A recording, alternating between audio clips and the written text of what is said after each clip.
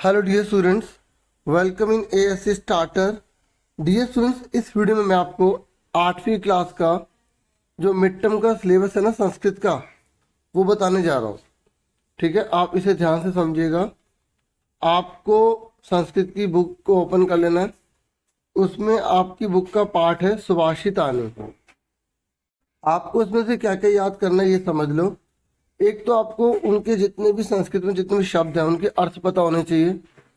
उसमें पर्यायवाची शब्द आने चाहिए, विलोम शब्द आने चाहिए, विशेषण किसे कहते हैं, विशेष्य किसे कहते हैं, ये आपको पता होना चाहिए। आपको कर्तृपद पता होना चाहिए, क्रियापद पता होना चाहिए। ठीक है, अब आप कहोगे सर ये हमें कैसे पता चलेगा। देखो, जो कर्तृपद है ना, ये जो क्रियापद है, तो आप एक सैंपल पेपर देख लो पिछले साल का, जो मैंने वीडियो बना रखी होगी ना पिछले साल की मिड टर्म की। ठीक है, अच्छे समझा रखा होगा, तो उससे ही आपको आइडिया मिल जाएगा कि कौन सी क्या चीज़ होती है। आपको बड़े बड़े क्वेश्चन आंसर याद करने की जरूरत नहीं है। आप जो पार्ट दे रखे होते हैं उनके आंसर के प्रश्न याद करो। चैप्टर का एक एक वर्ड मीनिंग अच्छे से समझ लो, याद कर लो। ठीक है, आराम से बहुत अच्छे मार्क्स ले आओगे, क्योंकि जो चैप्टर आएंगे वो पैसेज की फॉर्म में आएंगे। फिर उनके आंसर एक पद में, पूर्ण वाक्य में देना होगा। जब आप उस सैंपल पेपर को समझोगे ना, तो आपकी तैयारी बहुत अच्छे से हो जाएगी। तो आपको पाठ 1 करना है। ठीक है, आपको पाठ 2 करना है। ठीक है, इसमें देखो जो लिखा हुआ है ना, जैसे धातु रूप, तो ये धातु रूप अच्छे से कर लेना, क्योंकि बीच में खालिस्तान के रूप में आपको देंगे। सुन रहे हो, देखो कौन कौन सी धातु रूप करनी है आपको गम, अस, पा। और इसमें क्या क्या करना है, लट लगा, लिट लगा, लोट लगा, लंग लगा, विधिलिंग। ये ना ब्रैकेट में लिखा आएगा, आपको उसके अनुसार बदलना होगा। ठीक है, आपको 6ठी और 7वीं कक्षा में जो आपने लकार पढ़े थे ना, वो आपको रिवाइज होनी चाहिए। लकार में मतलब जैसे लट लगा, लिट लगा, पट धातु के ना सारे याद कर लो। ठीक है, जैसे वो बोलेगा पट धातु का लट लकार बताओ एक वचन में, तो पटती हो जाएगा। ठीक है, तो आपको याद होगा ना, आपने याद किया होगा, इस तरीके से टेबल बनी होती है। प्रथम पुरुष, उत्तम पुरुष, मध्यम पुरुष बना लिखा होता है, एक वचन, द्विवचन, बहुवचन लिखा होता है। तो जो आपको बोलेगा वही आपको लिखना होगा। ठीक है, तो देखो आप कौन कौन से यहाँ पर बोल रहे हैं 6ठी 7वीं के आपको पढ़ने हैं। यहाँ बता रखा है कि आपको पठ, गम, स्था, ठीक है, ये पढ़ने। क्री, चर, वस, पा। एक बार पढ़ लो, आप एक कर लोगे ना, बाकी सब अपने आप हो जाएंगे। ठीक है, फिर आपको तीसरा पार्ट भी करना है, डिजी भारतम। और इसमें आपको ग्रामर में दीर्घ संधि, गुण संधि करनी है। सुन रहे हो। और संस्कृत भाषा का उपयोग, इसके ऊपर 5 लाइन याद कर लो। ठीक है, और संगणक के कथम संस्कृत भाषा उपयोगी। और संगणक मतलब कंप्यूटर। ठीक है, तो कंप्यूटर में भी संस्कृत भाषा कैसे यूज कर पाते हैं, मतलब आप संस्कृत भाषा के उपयोग पढ़ लो। कंप्यूटर के माध्यम से भी हम उसको बहुत अच्छे से यूज कर पाते हैं। कंप्यूटर में बिल्कुल भी उसमें मिस्टेक नहीं होती है। ठीक है, तो आपको यहाँ बताया जा रहा है कि 6ठी 7वीं कक्षा में वर्ण विच्छेद आपने पढ़े होंगे। तो आपको मैं कह रहा हूँ मिड टर्म का पेपर करोगे, आपको काफी हेल्प मिल जाएगी। ठीक है, तो वर्ण विच्छेद आपके 6ठी 7वीं के भी आएंगे। जैसे ये लिखा ना क ल म, तो ये का पे हलंत, फिर आ, फिर ला पे हलंत, फिर आ, फिर माँ पे हलंत, फिर उसके बाद आ लग जाएगा। तो इस तरीके से आपको सारे आने चाहिए। सुन रहे हैं मेरी बात आप।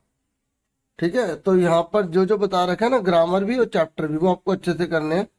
यहाँ पे चतुर्थ पाठ आपको बोला हुआ है।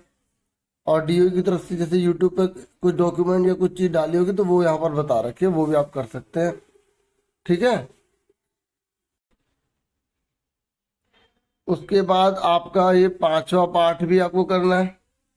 ठीक है, 5वें पाठ में मतलब आप जो भी पीछे की ग्रामर होती है वो सारी कर लो, आंसर के प्रश्न कर लो।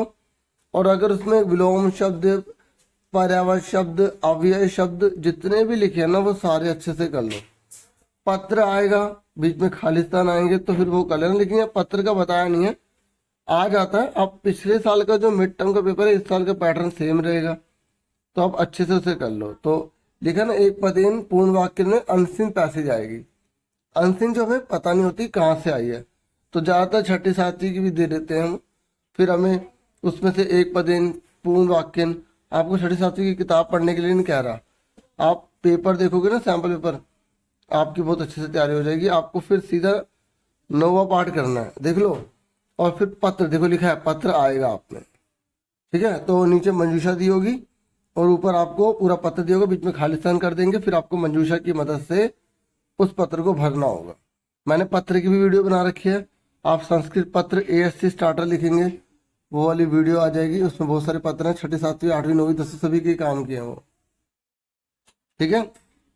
तो देखो ये मिड टर्म का मैंने आपसे बता दिया। मिड टर्म के फिर पेपर आपके स्टार्ट हो जाएंगे, आपको पता ही है, डेट शीट।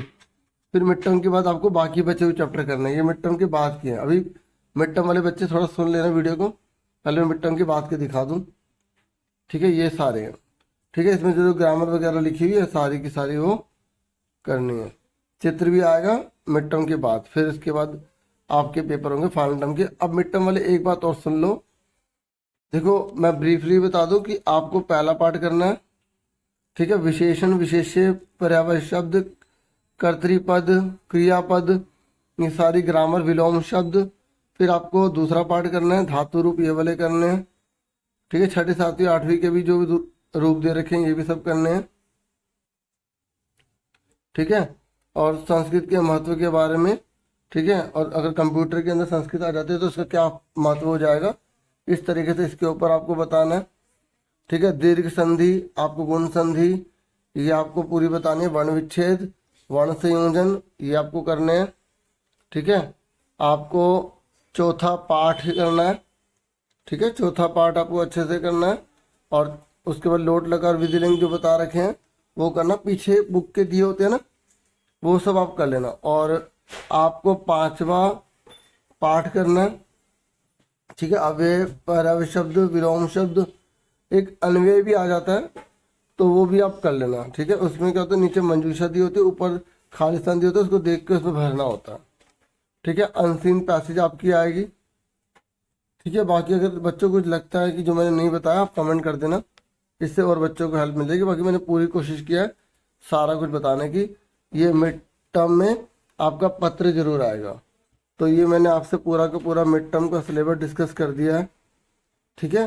और अच्छे से एक एक लाइन पढ़ लो, क्योंकि देखो जो पैसेज आएगी ना, एक कविता में से आती है, ठीक है। एक जो पाठ होता है उसमें से, और एक नाटक होता है, नाटक दो जनों के बीच की बातचीत, उसमें से पैसेज दे देते हैं। उसमें एक पदेन, पूर्ण वाक्यन और निर्देशानुसार हमें आंसर देने होते हैं। और एक लास्ट क्वेश्चन होता है कि जैसे अनसीन पैसेज आएगी तो उसमें एक क्वेश्चन होता है कि शीर्षक का नाम क्या दोगे, मतलब पूरी कहानी जिसके ऊपर है ना वो आपको बताना पड़ेगा कि शीर्षक का क्या नाम है, ठीक है। जैसे अगर संस्कृत भाषा के ऊपर चल रहा तो संस्कृत भाषा चल जाएगा। तो इस तरीके से मैंने आपको सिलेबस बता दिया। और इतना ही था इस वीडियो में। मैंने बहुत सारे सिलेबस बना भी रखे हैं, आपको डिस्क्रिप्शन में प्लेलिस्ट मिल जाएगी। Thank you for watching and listening carefully. Take care, dear students.